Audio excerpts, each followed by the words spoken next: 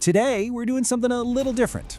We're going to open up a social media time capsule, a digital playbook from 2015 that you'll see has some surprisingly timeless secrets for building a presence online. So, we're diving into what's called the Instagram Black Book. Now you got to remember, this guide laid out the rules for success way back in 2015. I mean, think about it. That was an era before influencer was a common job title. And yeah, when the app's logo looked just like this, a real throwback. We're going to follow their digital blueprint. We'll start with how Instagram even came to be, then we'll get into the timeless strategies for growth, and finally, we'll explore some of the bigger questions about our digital lives that it raises. Okay, let's dive right in. Before it became this absolute giant with over 1 billion users, what was Instagram really all about? What was its purpose? So get this, it actually started as this super complicated app called Bourbon. And it tried to do, well, everything. We're talking check-ins, making future plans, even a point system. It was just a mess, cluttered, confusing, and it just wasn't catching on. And this is the key takeaway, right? They made a huge pivot.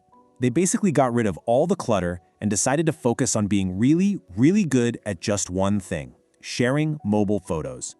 It was a brilliant move, a total masterclass in keeping things simple. And just look at how fast things took off. In 2010, they relaunched Bourbon as Instagram. You know, the name coming from instant telegram for your photos. By 2012, it hits Android, and the user base just explodes. And then boom, later that same year, Facebook buys it for about $1 billion. A year later, they add private messaging. I mean, what a whirlwind. Okay, so that's the origin story. Now, let's move on to the next part of this old-school blueprint. How did you actually build a great account back then? What were the rules?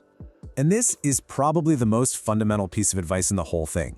The guide stresses that the very first step isn't about chasing followers. Nope, it's about defining your theme. You have to figure out what your page is all about before anyone else will care. Yeah, check out this quote. It's so simple, but it's powerful, right? Think of your theme like a promise you're making to your followers. It's telling them, hey, if you follow me, this is the kind of stuff you're gonna get. It gives them a clear reason to stick around for the ride. And the guide breaks theme down into 2 main types. First, you've got your subject-based themes, right? Like food, fashion, travel, the classics. But then you also have visual themes. This could be sticking to a certain color, like all pink hues, or using the same filter every time for a black and white look. Or, hey, even just having your dog in every single picture. Something that makes your feed instantly yours. All right, so you've got your identity locked down. Now for the fun part. Let's talk about the engine of growth. What were the actual tools and tactics you needed to build an audience back in the day? It really all comes down to this super simple 3-step loop. Step 1, make good stuff. Quality content, right? Get a few great photos up there before you even worry about followers. Step 2, use hashtags strategically so people who are into your theme can actually find you. And step 3, and this is huge, engage with them. Turn those casual viewers into a real community. And speaking of hashtags, get this. Back in 2015, Instagram let you use a whopping 30 hashtags on a single post. 30! And the advice in this book was basically, use all of them. It was all about getting as many eyes on your stuff as possible. And you know, this part is so important because it's just as true today. The whole point wasn't just to get followed.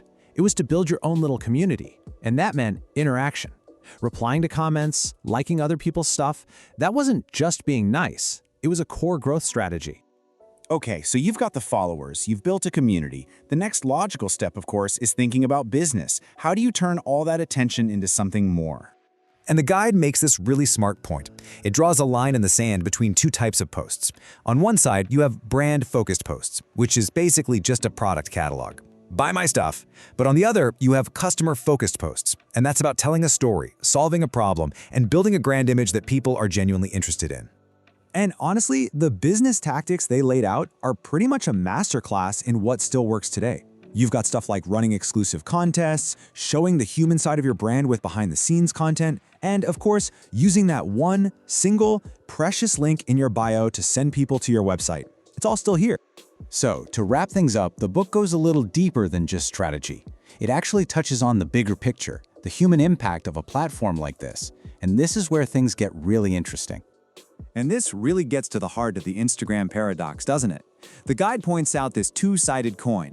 On one side, you have the illusion, this world of pseudo-perfection, of chasing likes and creating a life that isn't quite real.